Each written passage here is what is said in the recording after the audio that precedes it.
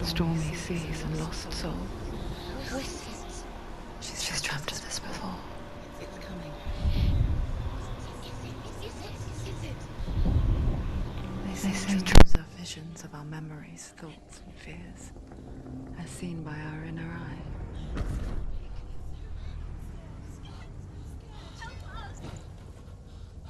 But what if each one of us is always dreaming, even when awake? And we only see what our inner eye creates for us. Is this what hell is? A world shaped by Senua's nightmares. Maybe that's why people fear seeing the world through her eyes. Yes, she's scared. Because if you believe that Senua's reality is twisted, you must accept that yours might be too.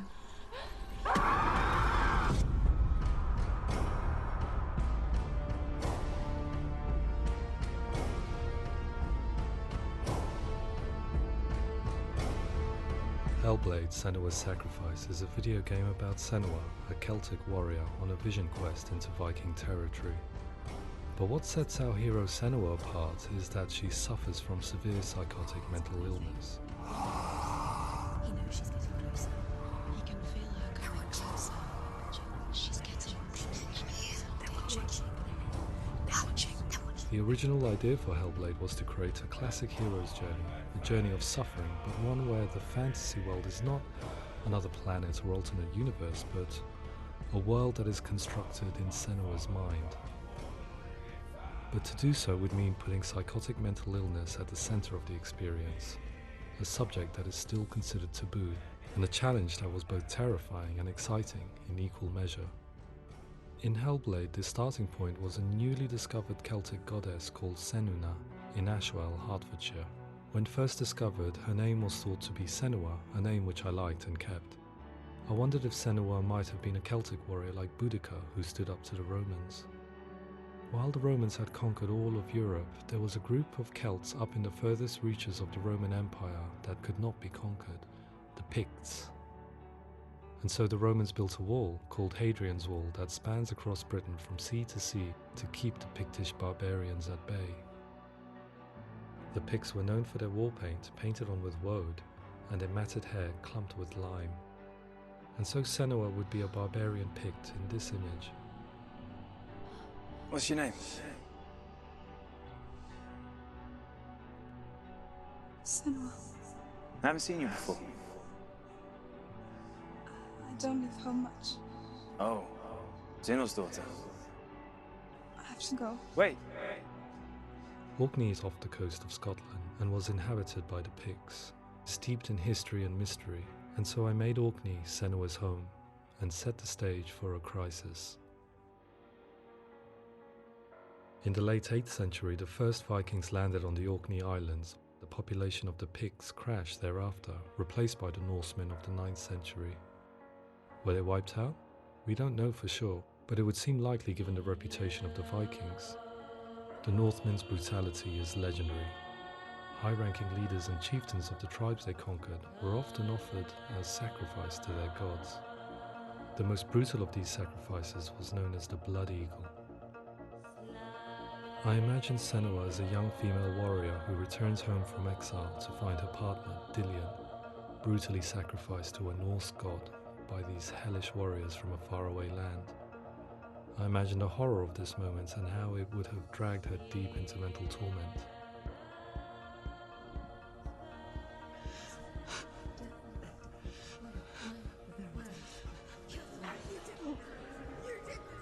No!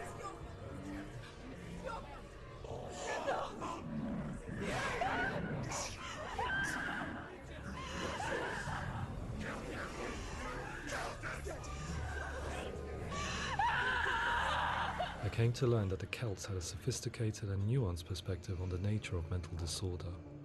One term they used was Gelt. A Gelt is a man or woman who has been driven mad by a curse, battle trauma, or grief. The Gelt would take to a life in the woods in search of penance, punishment, and purgation. And so Senua became a Gelt, cursed by darkness, looking for redemption in the wilds. Another word the Celts used in reference to mental disorders was druth, meaning fool, or Liar. one who utters the words of God. They tell of the mad sinner who flees battle into exile and takes on a beastly nature, growing feathers on his body. The character called Druth in Hellblade is based on a little-known person called Findan, an 8th century Irish Celt who was captured and enslaved by the Vikings, but eventually escaped to Orkney where he became a monk. I will tell you my stories of hell, if I may walk with you. Upon meeting Senua, it would be his stories that fuel her quest deep into their world of gods. The Northmen say the world will come to an end. The sun will grow black, the earth will sink into the sea, the stars will disappear, fire and water will meet, flames will play against the sky, the heavens and earth and all the world will be burned, all the gods will be dead, and the warriors of Valhalla and people everywhere. Senua, prepare yourself for Ragnarok, for it is nigh. So the stage was set for a new adventure, a journey into the Norse underworld called Hell, a vision quest fueled by madness and myth, a fantasy that was created by Senua's own mind, and one that we would experience through her eyes. This is your mission. This is your quest. There is nothing else left. To make a game about a warrior with psychotic mental illness as its central theme was fraught with danger. Mental illness, such as psychosis, is still taboo and rarely acknowledged in a century of cinema, never mind the new medium of games. Where it does feature, it often conflates psychosis and psychopathy associated with a lack of empathy. It is unfortunate that these two words sound so similar that they are used interchangeably in media. I must admit that I didn't have to look very far to discover my own ignorance of the subject. So we reached out to Paul Fletcher, psychiatrist and professor of health neuroscience at University of Cambridge. Psychosis is a descriptive term, and it refers to having a loss of contact with objective reality. So it's characterized by two main sets of symptoms. One of them is hallucinations, where somebody experiences perceptions when there is no actual objective thing out there to perceive. You're already dead. Who are you?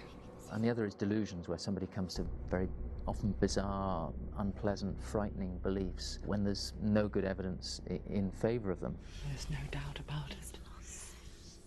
The source of the darkness is in Helheim. And the goddess Hela holds his soul there. We reached out to Welcome, a biomedical research charity that spends billions on research and awareness programs aimed at improving health. Mental health hasn't always been presented in the media in a way that is particularly helpful. It can be challenging to engage people with the subject matter, and there are a lot of preconceived ideas about mental health, and particularly schizophrenia and psychosis. So we hope our support allows the team to continue to collaborate with Paul Fletcher and with those who have experience of psychosis to create a game that provides a fresh perspective on the condition and allows audiences to engage with it in a way that just wouldn't be possible in any other medium. What started out as a brief consultation convinced me that we were only scratching the surface of an immensely deep and interesting subject that could enrich and change the very nature of the game. That's cool. Thanks so much for coming in. Pleasure. Thanks. It was really interesting for me, and I'd love to be involved. I think it's fascinating. Absolutely. Our understanding of psychosis is still very much a mystery, and ways of treating it are still primitive compared to physical illness. After all, it is easy to see the pain and suffering caused by physical diseases or physical trauma. It is not so easy to see the mental suffering and trauma of severe mental illness.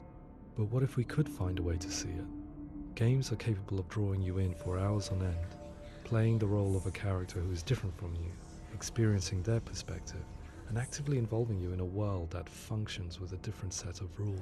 That voice is not a kind. That voice calls you to your death. It's an evil voice. If we were to represent Senua's psychosis, we would have to simulate voice hearing, a common attribute. But how can we simulate something we have no first-hand experience of? Professor Charles Fernyhough, a leading expert in voice hearing from Durham University, offered his help. Hearing voices is an experience that is usually associated with severe mental illness, and crucially we know that hearing voices is a part of ordinary life for many people who don't meet the criteria for mental illness. Yeah. Oh, that's not him in real life. We know voices vary according to where they appear in space. Voices can appear far away in the distance, they can appear right there in your ear, they can seem to be coming from inside your head. Based on the information Professor Fernie Ho provided, I put together a sound brief and invited some actors to the studio. We recorded the actors using a binaural microphone, which records the 3D spatial position of sound, replicating the way sound is heard by human ears. It gives you an incredible sense that the person you are listening to is right there beside you. See how she's going.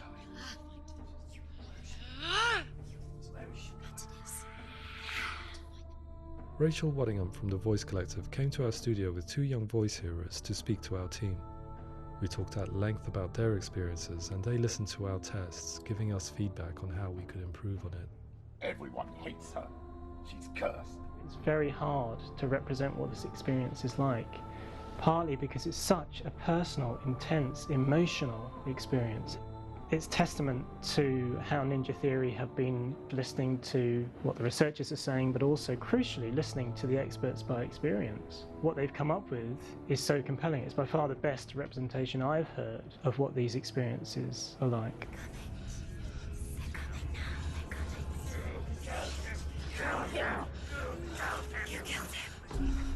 Other common attributes of psychosis are visions and flashbacks. We met with Recovery College East, who work with and care for people recovering from severe mental disorders. A group of service users gave us their first-hand account of what they experience. Sometimes when the visions or what we're seeing is too much, it becomes more difficult until eventually we perhaps don't see anything. The people we spoke to, the stories they told, were fascinating, harrowing and mind-boggling. The reality of what people experienced was vivid, far exceeding what I could possibly have imagined. We went away itching to represent some of these visions and flashbacks in the game. As we all know, my heart is so, love is so far away. Don't you know how I wanna feel deeper? I could never know how you grow, all these days are killing me. Now I see deep in me insanity does unfold. I just wanna feel deeper, deeper. I just wanna feel deeper, deeper.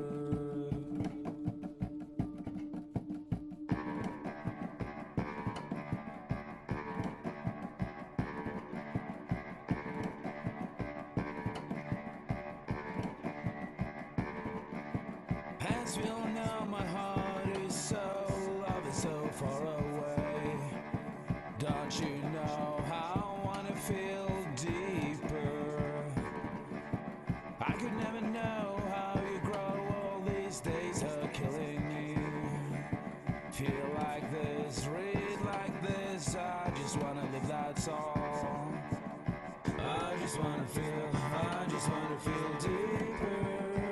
I just wanna feel deeper, deeper.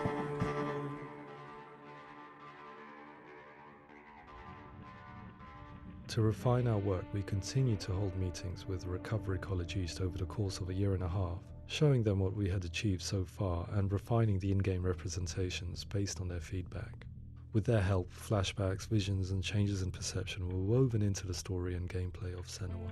The students that are involved in this project are incredibly excited about being involved. They have described the experience as being important because it values their lived experience and shows that despite what we have been through, all of that experience becomes valid, that actually it's something that we should all be talking about. The experiences described range from beautiful to frightening beyond comprehension. I heard of a girl who has to live with an angry voice screaming at her, slamming on her doors and walls 24 hours a day. I met someone who would often see hanging corpses in a room, so real that she would sometimes try to rescue them. The panic and fear that comes with such visions is entirely understandable, and it can be a living horror for some. Worthless, weak, pathetic. Go on, feel sorry for yourself, because there is no one left to do that for you. I was urged by one fellow that we should not shy away from showing this horror, and so I was perpetually torn in making Hellblade. Had we gone too far with our representations or not far enough? Broken and lost. just like your sword. Come on.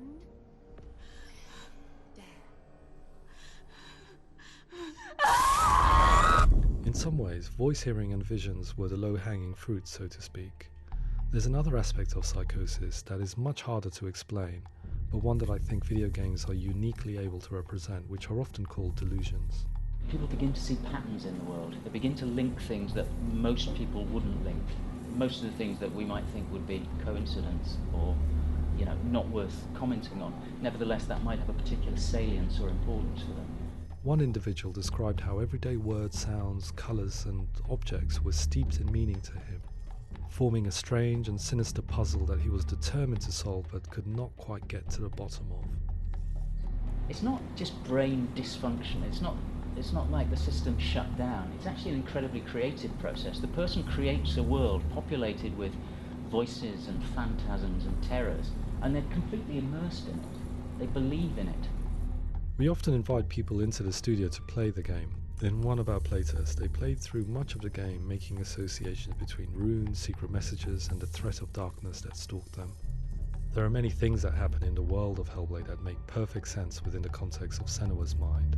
The dark rot that's killing her slowly from within, the secret runes of the gods that block her path to Helheim, and strange associations that exist in the game to confuse you. To complete Senua's quest, you have to internalize and accept the logic and meaning behind these things to progress. Afterwards they said that they didn't see much evidence of mental illness in the game. People with delusions of all sorts would argue the same thing, that they are not aware of their experience being abnormal in any way. I need this sword. It's important. Representing perception changes and thinking patterns within Hellblade gives us a set of symptoms common in psychosis.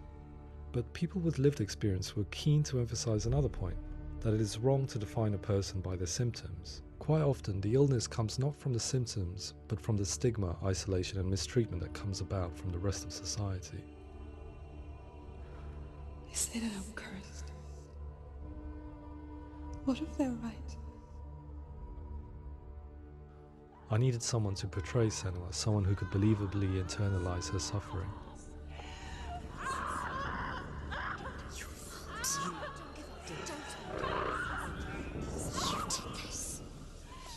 Melina Jurgens, our video editor, had been a stand-in for Senua over a few months while we perfected our motion capture techniques. Without realizing it, she had already auditioned for the role, and I knew her well enough to know that I didn't have to teach her to act, but to relive her own internal pain. As often is the case, those who have suffered mental anguish are never far from us.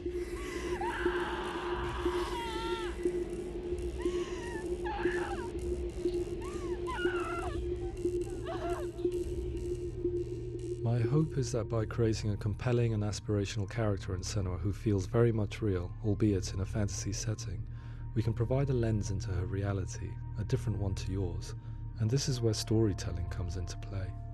I imagined her life based on common threads in real people's lives. She was always prone to psychosis as a child. Her mother Galina also heard voices and had visions, so perhaps there was a genetic aspect. Or perhaps it was cultural, as she lived within a world without science, of gods and a superstition, as exemplified by her druid father Zimbal. Psychosis developed in her late teens to early 20s and was exacerbated by stigma and isolation at the hands of the clansmen and her father. This darkness. It's spreading. The trauma of seeing her lover Dillian sacrificed tips her over the edge, making her remodel her reality around a concept that connects everything: the darkness. So the question, is what Senua experiences real? Can only be answered by saying, yes, it is real. It is her reality. All of her suffering will have been for nothing. It's just a matter of time. Towards the end of the project, service users and professionals that had collaborated with us were invited to see the near-final game. It was a chance to see if the game had reflected their views or if it had misrepresented them. For me, being involved in especially developing Senua's character has been really important, and being able to bring in my perspective and what I see and what I hear, and having that built into the game has been a real privilege. It's gritty and it's meaty, and there are some tough subjects in there that are being tackled with honesty.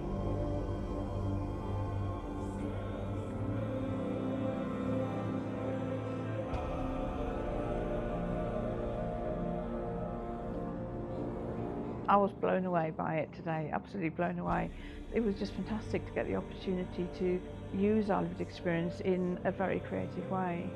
There's nothing tokenistic about the work we've put in. It feels like we've been listened to, things have been taken on board, and I think there was a lot of realism in the game itself, and it feels very authentic.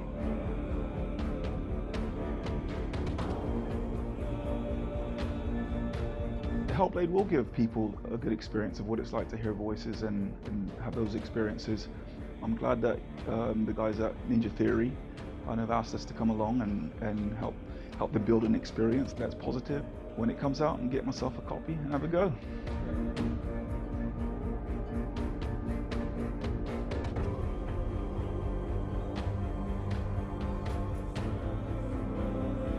I think all the way through I was really inspired by how the conversations have translated into the game in a way that I think I didn't imagine was possible. So wonderful, really wonderful.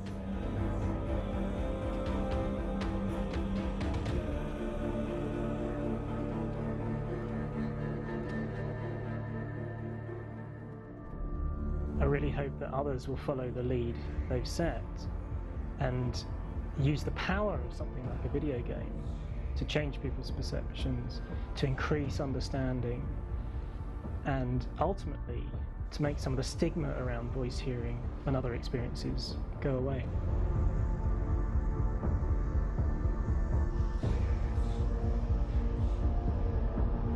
For me, it was really exciting to see something that I explore scientifically being represented so beautifully in a character who's trying to penetrate the mysteries of the environment in which they've been placed, with all of this strange uncertainty and noise and conflicting information that they're getting. I'm very excited by this way of trying to represent mental illness, because I think it actually might be offering us insights that we wouldn't get from pure scientific explorations, and actually giving us quite an empathic view of what it might be like.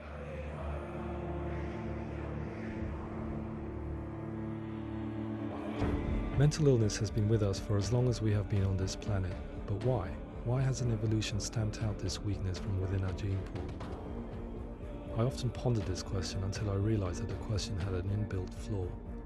It assumes that being and thinking differently is a weakness. The only reason we have computers, spacecraft, medicine, poetry, art, and yes, even video games is because individuals are able to simulate new abstract realities in their minds and share them with the rest of us. We need people to be willing to see differently in order for us to progress and survive as society. And we need to be open to these new ways of seeing. And it is this spirit that motivated me to create Senua's story and share it with you.